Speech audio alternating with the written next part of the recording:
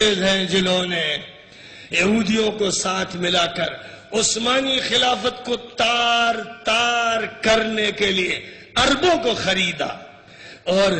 عربی قومیت کا ایک پرفریب نعرہ دیا گیا. عثمانی سلطنت کی چھتری کو کیسے اڑا دیا جائے، اس کی دھجیاں بکھیر دی جائیں، اور عالم اسلام کا جو منظر نامہ ہے کہ ایک کنارے سے دوسرے کنارے تک ایک بندے خدا بغیر کسی خوف کے گزرتا چلا جاتا ہے، کیسے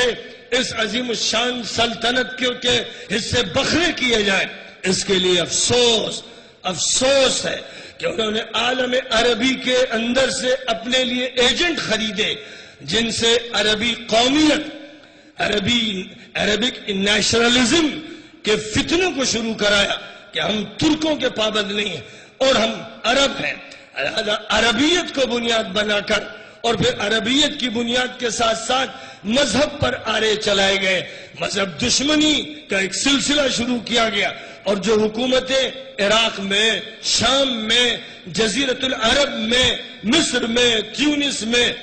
لیبیا، الجزائر، مراکش میں قائم ہوئی. 4750 کا جو دور ہے، اس سے پہلے کا وہ دور جو 1924 کا ہے، جس میں خلافت عثمانیہ کے ختم کرنے کا اعلان مصطفیٰ کمال نے کیا، جو دو نما قبیلے کا یہودی تھا اور جس نے عثمانی سلطنت کو تہوبالا کرنے کے لیے ایک ایسی ترکی موومنٹ چلائی اور اتحاد و ترقی کے نام سے ایک انجمن شروع کی، جس انجمن نے جب اپنے ہاتھ میں اقتدار لیا اور سلطان عبدالحمید ثانی عثمانی کو جیل کے حوالے کیا اور یہ اعلان کیا کہ خلافت اسلامی کا خاتمہ کیا جاتا ہے، تو عرب کے انگریزوں کے ایجنٹوں نے اپنی حکومتیں انگریزوں کے تعاون سے قائم کی، اور ظاہر ہے کہ انگریزوں کے تعاون سے جو حکومتیں قائم کی گئی ان کا مقصد یہ تھا کہ تانے بانے اسلامی خلافت کے بکھیر دیے جائیں، اور خود ترکی کے اندر مصطفیٰ کمال نے قرآن پر پابندی لگا دی، اذان پر پابندی لگا دی گئی، تمام علماء کو جیلوں میں ڈال دیا گیا اور بہت سو کو تہہ تیغ کیا گیا، جتنے بھی مدارس تھے ان پر تالے ڈال دیے گئے، اور ترکی زبان جو عربی کی طرح دائیں طرف سے لکھی جاتی تھی عربی رسم الخط میں، لیٹن رسم الخط کو لازم کر کے اس زبان کے رسم الخط کو بدلوا دیا تاکہ کلچر سے کاٹ دیا جائے. یہ سارے مظالم ترکی ہی کے ایک دو نما قبیلے کے یہودی جس کو لوگ مجاہد اور غازی سمجھتے تھے کی طرف سے کیے گئے، اور یہ داستان جو اس وقت ڈھکی چھپی تھی کھلتی چلی گئی، ابھرتی چلی آئی. ظاہر ہے کہ اسی کے نتیجے میں عراق میں، شام میں حکومتیں قائم ہوئی، ڈکٹیٹرشپ، ظالمانہ حکومتیں جن میں فوج میں ان عناصر کو لیا گیا جو اسلام دشمن تھے، جو غلط فرقوں کے لوگ تھے اور جن کے اندر فرقے واریت کی جڑیں مضبوط تھی. اور یہی صورتحال سعودی عربیہ جسے کہا جاتا ہے جزیرۃ العرب میں ہوئی. ایک ایسی حکومت قائم کی گئی جس نے برطانیہ کے ساتھ خفیہ معاہدے کیے اور امریکہ کے ساتھ معاہدے کیے اور ان سے تحفظ حاصل کیا، اور ان کے تحفظ اور ان کی پناہ میں رہتے ہوئے ایک ایسا سسٹم وجود میں لایا گیا جس میں حرمین میں دینداری ہو، نمازیں ہو، روزہ ہو، حج ہو، لیکن سیاسی نظام مغربی ہو، معاشی نظام یہودی ہو، اور حکومت کا نظام ڈکٹیٹرشپ اور استبداد کا ہو، مالیات کا نظام امریکن ہو، اور سارے جتنے خزانے ہیں وہ بڑی طاقتوں کے ہاتھوں میں ہو. ایک ایسا نظام وجود میں لایا گیا. یہی صورتحال مصر میں صدر عبد الناصر کے دور میں ہوئی، اور یہی بن علی اور اس سے پہلے کے دور میں تونس میں ہوئی. یہی عالم عربی کی وہ صورتحال تھی، ایک اجنبی صورتحال جس میں باہر کے ملکوں کی فوجوں کو اگرچہ باہر نکال دیا گیا تھا لیکن انہی کی ڈپلیکیٹ اور ایجنٹ فوجیں تیار کی گئی، پولیس تیار کی گئی، عدالتیں لادینی قائم کی گئی. 1300 سال سے دینی بنیادوں پر جو عدالتیں عدل و انصاف کا کام کر رہی تھی، اور پوری دنیا اسلام میں ایک سودی بینک نہیں تھا اس پوری دنیا اسلام کو سودی بینکوں سے بھر دیا گیا اور استبدادی ڈکٹیٹرانہ نظام نافذ کیا گیا اور فوج میں ظالم عنصر کو بھرتی کیا گیا اور فوج کے ہتھیار اس لیے نہیں جمع کیے گئے کہ اسرائیل کے مظالم کا جواب دینا ہے اور اس کی چھوٹی سی طاقت کو کچل کے رکھ دینا ہے اور اقوام متحدہ کو سبق سکھانا ہے، اس لیے نہیں، بلکہ سارے ہتھیار اس لیے خریدے گئے کہ جب ہمارے عوام ہمارے خلاف اٹھیں گے تو ان پر توپیں آزمائی جائیں گی اور جہازوں سے بمباری کی جائے گی اور انہیں کچل کے رکھ دیا جائے گا، تاکہ ہماری ڈکٹیٹرشپ کو آنکھ دکھانے والا کوئی نہ فرد باقی رہے، نہ پارٹی، نہ جماعت باقی رہے، نہ تنظیم۔ یہ وہ نظام تھا جو نافذ تھا 40-50 سال سے، اور اس نظام نے ہزار کو جیلوں میں ختم کیا، ہزار انسانوں کو جیلوں میں اتنا ٹارچر کیا کہ وہ بالکل معذور اور اپاہج ہو گئے، اور اپاہج ہو کر ان کی زندگی گویا ختم ہو کے رہ گئی۔ اور سن 80-82 میں شام میں صرف شہر حما کے اندر بغاوت کا لاوا جب پھوٹا تو اس کو کچلنے کے لیے ہوائی طاقت استعمال کی گئی، اور اس کے بعد 80,000 مسلمانوں کو شہید کیا گیا اور شہر حما کو بلڈوزروں سے اڑا کر شہر کے نام و نشان کو مٹانے کی کوشش کی گئی۔ یہ سن 80 میں ہوا، اور عالم عربی کے ایجنٹ، دشمنوں کے ایجنٹ، بے غیرت اور بے حیا اس تماشے کو دیکھتے رہے، جیسے آج برما کے مظالم کو وہ بے حیا دیکھ رہے ہیں، چچنیا کے مظالم کو دیکھتے رہے۔ دنیا میں جہاں پر بھی ملت اسلامیہ پر مظالم ہوتے ہیں وہ بے شرم و بے حیا ان مظالم کو دیکھتے ہیں، ان میں نہ غیرت ہے، نہ اللہ سے تعلق، نہ نبی سے تعلق، نہ قرآن سے تعلق، نہ اسلامی نظام کی نمائندگی، ان کے اندر صرف اپنی کرسی، اپنی ہوس، اپنی شہوت، اپنی دولت اور اپنے بقا اور اپنے استقرار و استمرار کی صرف ایک ذہنیت ہے جو کام کر رہی ہے۔ یہ وہ صورتحال 40-50 سال سے پورے ملکوں میں تھی، جن کے خلاف عوام کا پیمانہ صبر لبریز ہو گیا۔ پوری دنیا میں جمہوریت کے تجربے ہو رہے تھے، الیکشن ہوتے تھے، پارٹیاں آتی تھی جاتی تھی، نہیں ہوتا تھا تو عالم عربی 99% ووٹ ملتے تھے انور السادات کو، عبد الناصر کو، حسنی مبارک کو۔ جھوٹ اور دجالیت کا کاروبار، فتنہ و فریب، یہی صورتحال تمام ملکوں کی تھی۔ تیونس میں انقلاب شروع ہوا، نوجوان سڑکوں پہ آ گئے اور نوجوانوں نے طے کر لیا کہ ہمارے سینے ہوں گے اور تمہاری گولیاں، ہم پیچھے ہٹنے والے نہیں۔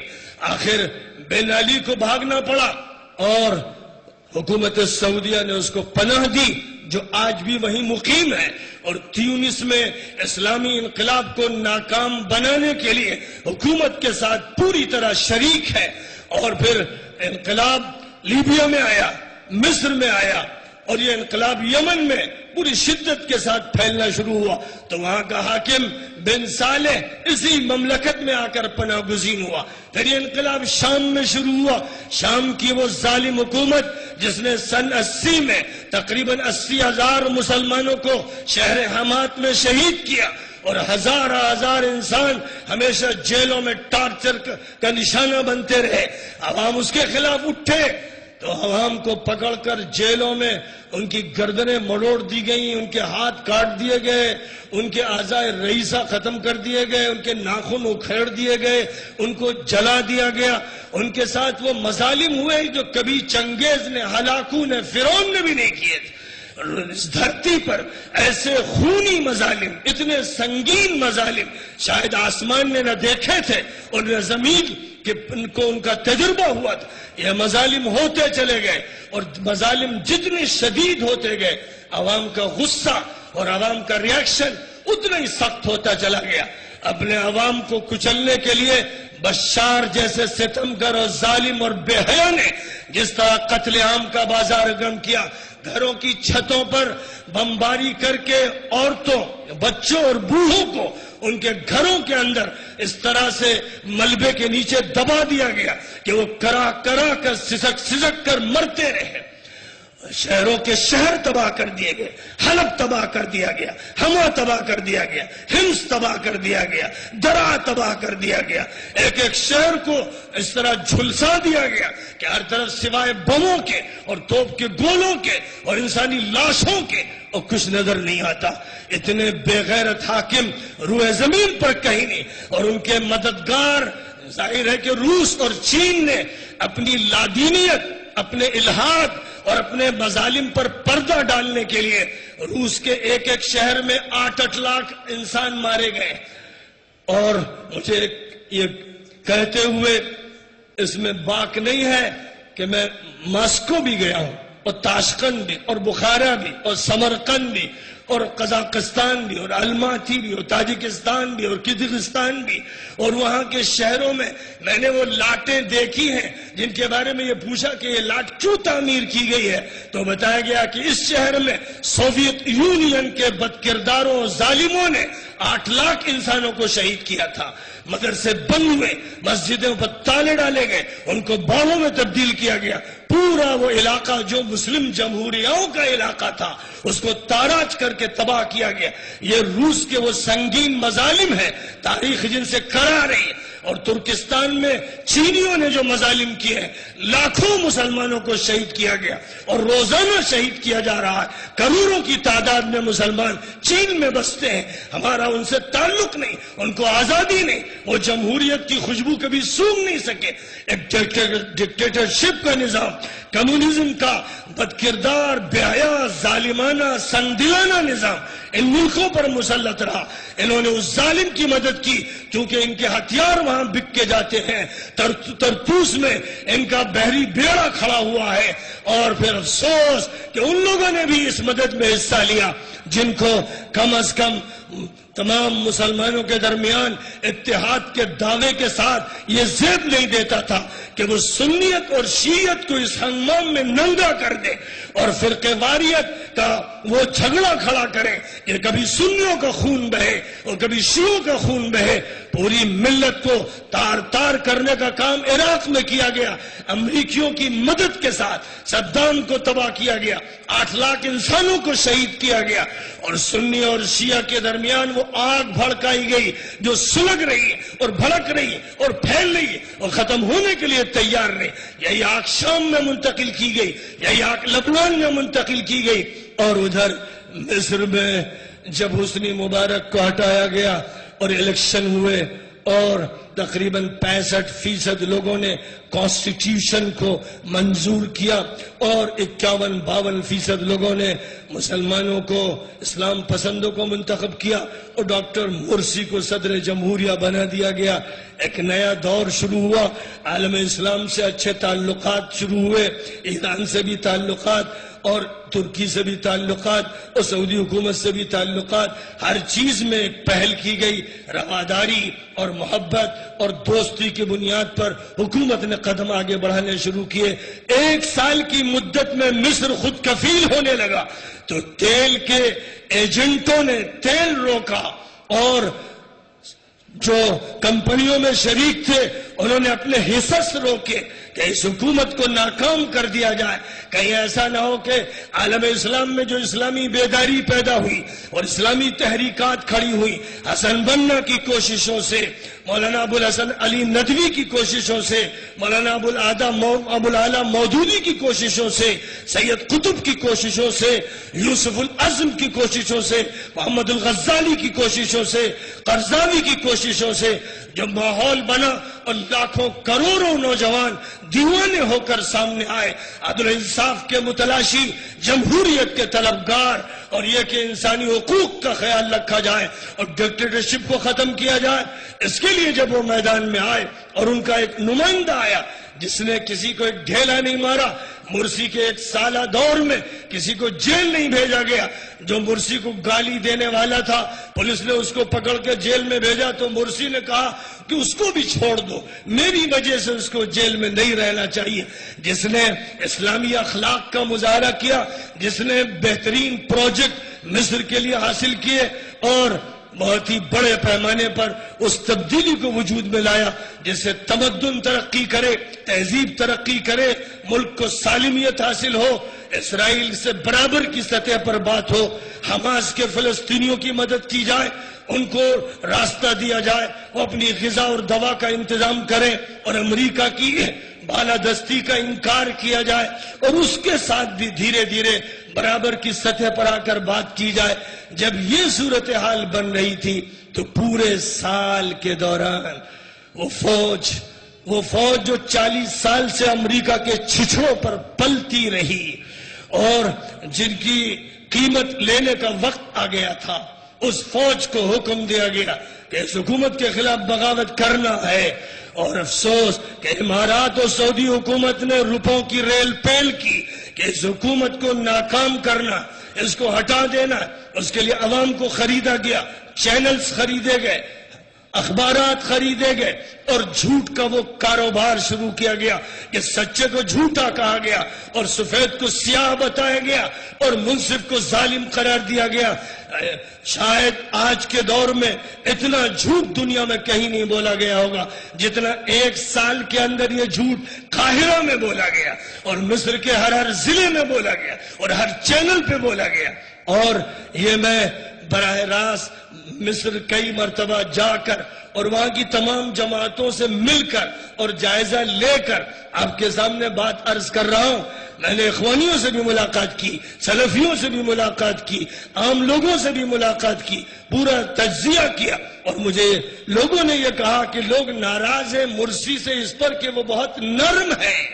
وہ ظالموں اور ستمگروں کے خلاف سخت نہیں، انہیں سخت ایکشن لینا چاہیے۔ ان کی نرمی نے پھر وہ دن دکھائے جو بلا تشبیہ کے حضرت عثمان کی نرمی نے دکھائے کہ بلوائیوں نے ان کے گھر پہ قبضہ کیا اور انہیں شہید کیا، ایسے ہی آج کے بلوائیوں نے، دشمنوں کے ایجنٹوں نے، اسرائیل کے ہرکاروں نے اور بدکاروں بے حیاؤں نے مرسی کی حکومت ختم کی۔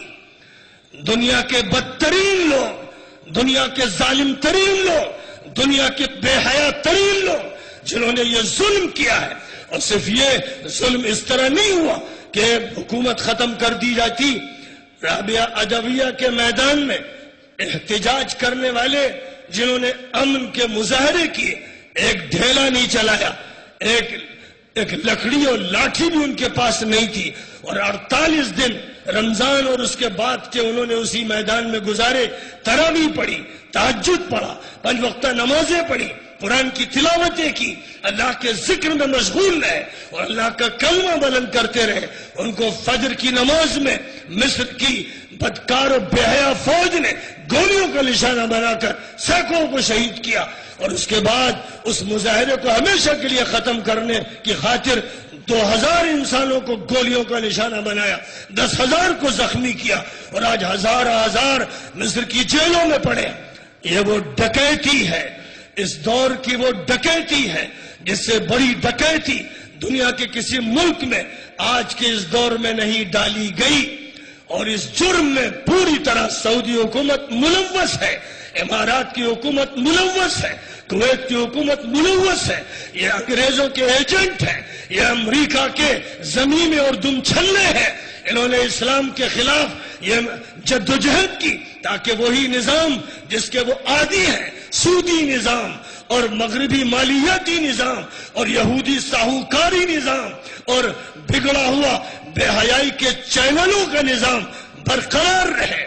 اس کی خاطر یہ اقدامات کیے گئے۔ کہ ایک طرف وہ عالم اسلام ہے جو رس رہا ہے، جس کا خون بہ رہا ہے، جہاں روزانہ لوگ شہید ہو رہے ہیں، شام میں بھی شہید ہو رہے ہیں، مصر میں بھی شہید ہو رہے ہیں، اور جیلوں میں ان کے ساتھ جو سلوک کیا جا رہا ہے وہ سلوک شاید کسی موذی جانور کے ساتھ بھی انسان نے نہ کیا ہوگا، وہ سلوک ان کے ساتھ ہو رہا ہے۔ ایک طرف